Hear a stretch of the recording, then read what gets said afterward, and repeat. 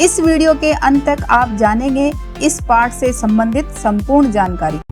नमस्कार सभी को, हिंदी कला केंद्र में आपका स्वागत है। अगर आप इस चैनल पर नए हैं तो पहले इसको सब्सक्राइब करें व बेल आइकन को दबाना ना भूलें ताकि नए वीडियो का नोटिफिकेशन सबसे पहले आपको मिले। बच्चों, आज हम पढ़ने जा रहे हैं हमारी हिंदी की पुस्तक दुर्वा का पाठ 5, जिसका शीर्षक है नाटक में नाटक। ये एक कहानी है। नाटक यानी ड्रामा, रंगमंच पर किया जाने वाला अभिनय।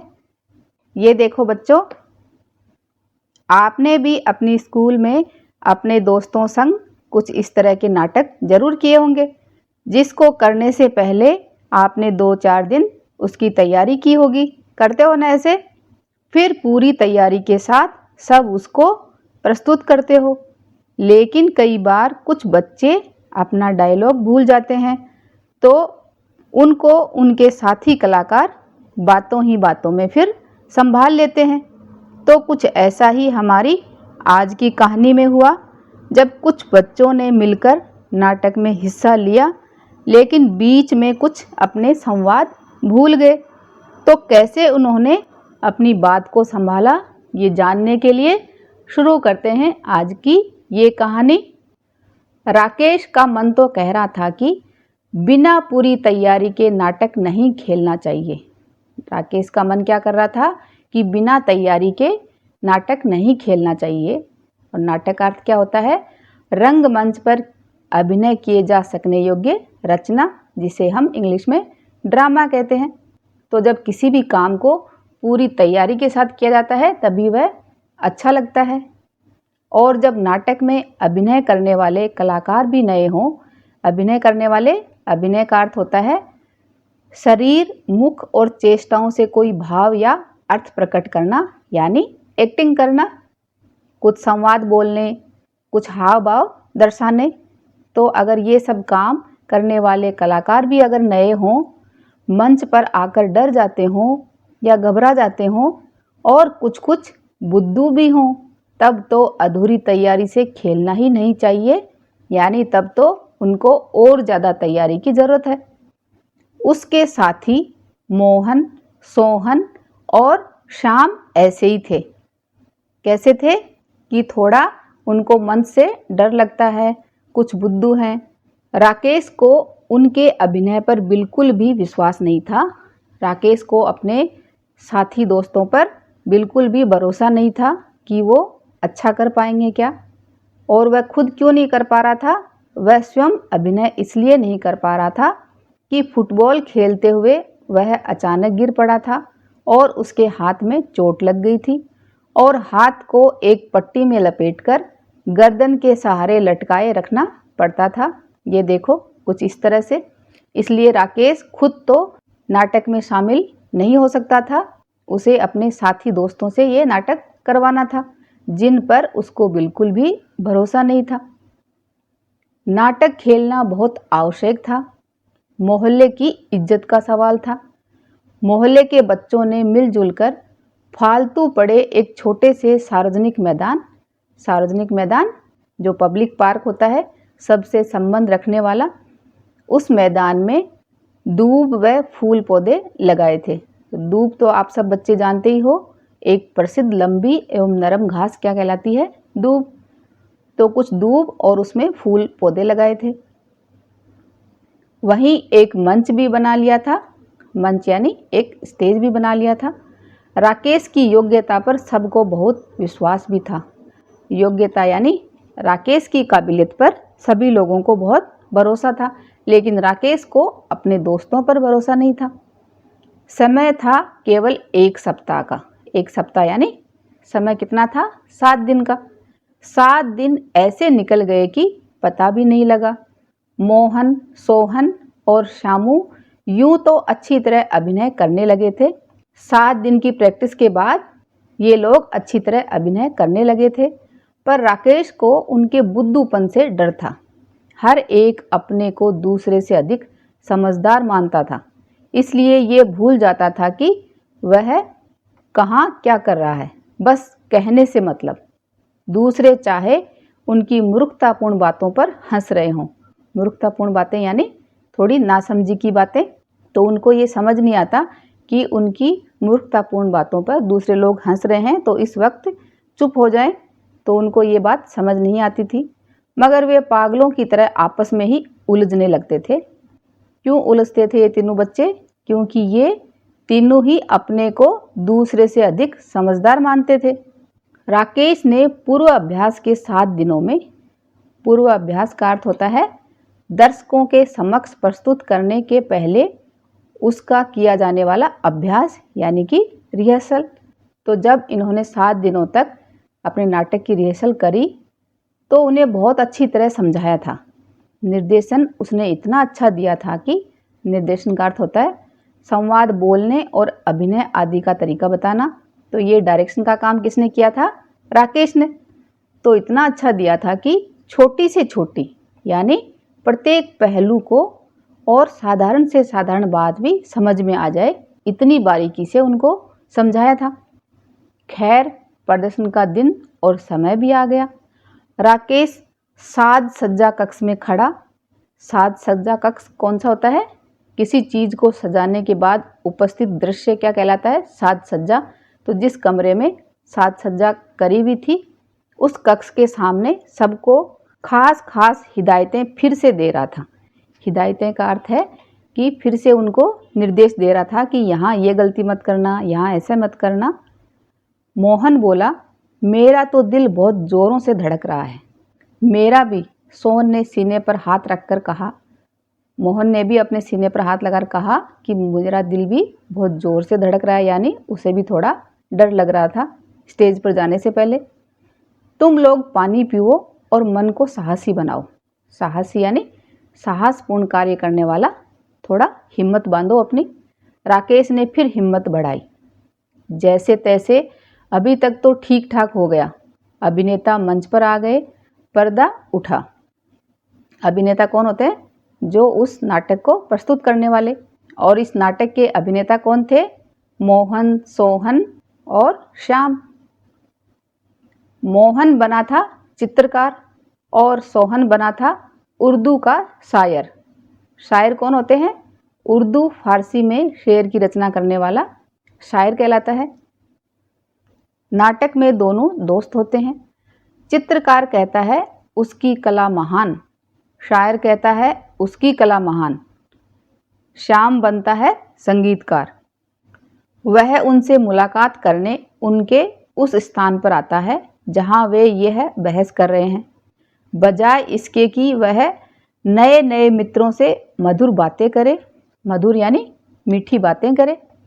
बड़े छोटे के इस विवाद में उलझ जाता है। विवाद यानी इस कहा सुनी तकरार या बहस में उलझ जाता है। वह आकर क्या कहता है? वह कहता है संगीतकार की कला महान। तो इस तरह तीनों बच्चे अपनी अपनी कला को महान बता रहे हैं और इस विवाद में उलझ गए। अभी तक अभिनय अच्छी तरह चल रहा था। सबको अपना अपना पार्ट याद आ रहा था। पार्ट यानी अपना हिस्सा जो था डायलॉग का, वो सब याद आ रहा था और सब अच्छी तरह कर रहे थे। सब ठीक ठीक अभिनय करते चले जा रहे थे। अचानक श्याम पार्ट भूल गया। अचानक श्याम अपने हिस्से के डायलॉग भूल गया। पर्दे की आड़ में, पर्दे की आड़ में यानी पर्दे की ओट में उसके पीछे से राकेश स्वयं पूरा नाटक लिए खड़ा था।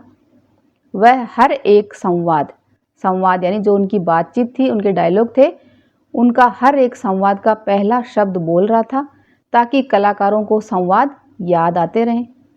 मगर श्याम घबरा गया। वह सहसा चुप हो गया। अचानक वह चुप हो गया। उसके चुप होने से चित्रकार और शायर महोदय भी चुप हो गए। होना ये चाहिए था कि दोनों कोई बात मन की ही बनाकर बात आगे बढ़ा देते। अगर ये दोनों बच्चे उस वक्त बात को संभाल लेते तो श्याम को भी अपना हिस्सा याद आ जाता।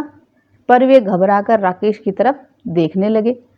संगीतकार महोदय भी पलटकर राकेश की ओर देखने लगे। राकेश बार बार संगीतकार जी का संवाद बोल रहा था, मगर आवाज़ तेज होकर माइक से सबको न सुनाई दे जाए, इसलिए धीरे धीरे फुसफुसाकर बोल रहा था।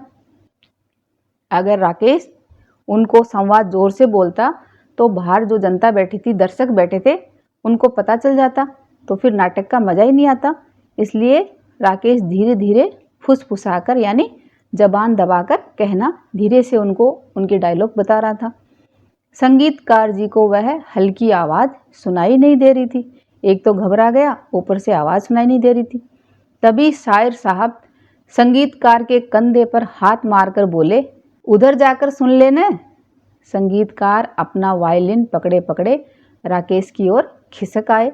जब शायर साहब ने संगीतकार को जोर से कहा कि उधर जाकर सुन ले, तो वह अपना वायलिन, ये देखो इस तरह बजाने का यंत्र, पकड़े पकड़े राकेश की ओर खिसक आए। खिसकने का अर्थ है धीरे धीरे जाना। उधर चलकर आ गया। दर्शक ठठाकर हंस पड़े। ठठाकर हंसने का अर्थ है जोर की हंसी, क्योंकि दर्शकों को लगा कि यहाँ तो बात गड़बड़ होने लग गई, तो उनको जोर से हंसी आ गई। संगीतकार जी और घबरा गए। जो कुछ सुनाई पड़ा उसे ही बिना समझे बूझे झट से बोलने लगे। समझे बूझे का अर्थ होता है सोच समझकर, और बिना समझे बूझे यानी बिना सोचे समझे ही तुरंत बोलने लगे। क्या बोले? संवाद था, यानी उनको बोलना तो ये था, जब संगीत की स्वर लहरी गूंजती है तो पशु पक्षी तक मुग्ध हो जाते हैं। मुग्ध हो जाने का अर्थ है मोहित हो जाना। शायर साहब, आप क्या समझते हैं संगीत को? तो उसको बोलना तो ये था, मगर संगीतकार साहब बोल गए यूं, जब संगीत की स्वर लहरी गूंजती है तो पशु पक्षी तक मुंह की खा जाते हैं। गाजर साहब, आप क्या समझते हैं हमें? मुंह की खा जाने का अर्थ होता है हार जाना। तो इस तरह इस बात का उल्टा ही बोल दिया, और यहाँ पर शायर साहब की जगह क्या बोल दिया? गाजर साहब। ऐसे ही घबराहट में उसके मुंह से निकल गया। शायर साहब तपाक से बोले, तपाक यानी जल्दी से बोले, तुम्हारा सर गाजर साहब हूं मैं। दर्शक फिर ठठा कर हंस पड़े। चित्रकार महोदय ने मंच पर सूझ और अक्लमंदी दिखाने की कोशिश की। इनका मतलब है आपकी शायरी गाजर मूली है और आप गाजर साहब हैं, सो इनकी कला महान है, मगर मेरी कला इनसे भी महान है। तो इस तरह चित्रकार महोदय ने बात को थोड़ा संभालने की कोशिश करी। राकेश दांत पीस रहा था। दांत पीसने का अर्थ है कि राकेश को बहुत तेज गुस्सा आ रहा था कि इनको इतनी तैयारी करवाई और यहाँ पर अब बात बिगड़ती हुई नजर आ रही है। उसकी सारी मेहनत पर पानी पड़ गया था। मेहनत पर पानी पड़ जाने का अर्थ होता है विफल होना। पर इस तरह बात संभलते देखकर कुछ शांत हुआ। इस बार शायर साहब बुद्धूपना दिखा बैठे। गुस्सा होकर बोले, तूने भी गलत बोल दिया। मुझे गाजर साहब कहने की बात थी क्या? और मेरी शायरी गाजर मूली है, तो तेरी चित्रकला झाड़ू फेरना है, पोतना है, झक मारना है। इस तरह उसकी बात को और उल्टा लेकर गुस्सा दिखाने लग गया। चित्रकार महोदय ने हाथ उठाकर कहा, देख, मुंह संभाल कर बोल। दर्शक फिर बड़े जोर से हंस पड़े। राकेश घबरा रहा था, गुस्सा भी आ रहा था उसे, और रोना भी। राकेश को गुस्सा और रोना दोनों क्यों आ रहा था? क्योंकि उसे डर लग रहा था कि अब नाटक तो बिगड़ गया और उसका सारा मान सम्मान खत्म हो जाएगा। सारी इज्जत मिट्टी में मिल गई है। इज्जत मिट्टी में मिल जाने का अर्थ होता है मान या आदर कम होना। पर अब क्या हो? वह बार बार दोनों हथेलियों को मसल रहा था। जब कोई किसी बात के लिए टेंशन में होता है तो अपने दोनों हथेलियों को मसलने लग जाता है, तो वैसा ही राकेश करने लग गया और कोई तरकीब सोच रहा था। साथ में ही तरकीब का अर्थ है कोई उपाय या उक्ति सोच रहा था कि किस तरह इस नाटक को अब बचाया जाए। इधर मंच पर तीनों में जोर से तू मैं हो रही थी। तू मैं का अर्थ है कहा सुनी। ये तीनों बच्चे आपस में तू मैं करने लग गए। चित्रकार महोदय हाथ में कुंची पकड़े, आंखें नचा नचा कर, मटक मटक कर बोल रहे थे, अरे चमगादड़, तुझे क्या खाक शायरी करना आता है? जबरदस्ती ही तुझे ये पाठ दे दिया, तूने सारा गड़बड़ कर दिया।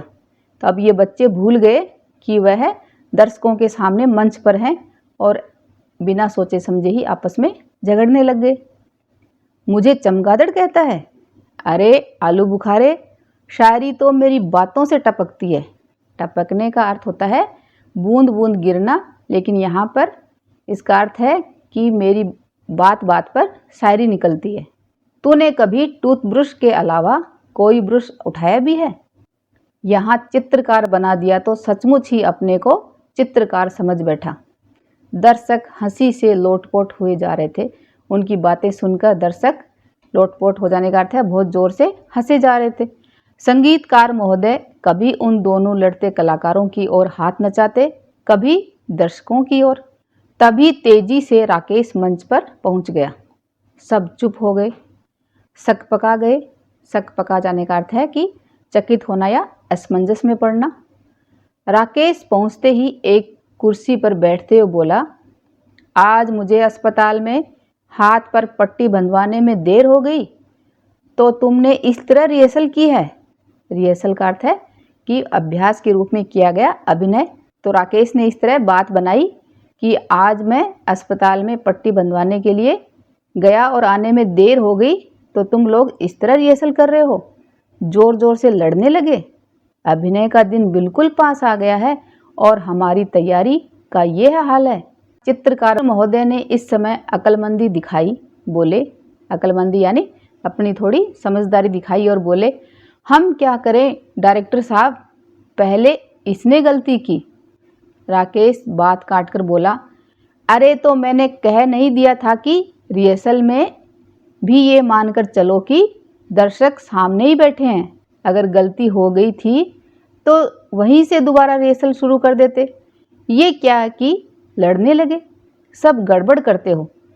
तो राकेश ने सारे दर्शकों के सामने इस तरह जताया कि ये सब बातें भी उनके नाटक का ही हिस्सा हों। बात राकेश ने बहुत संभाल ली थी।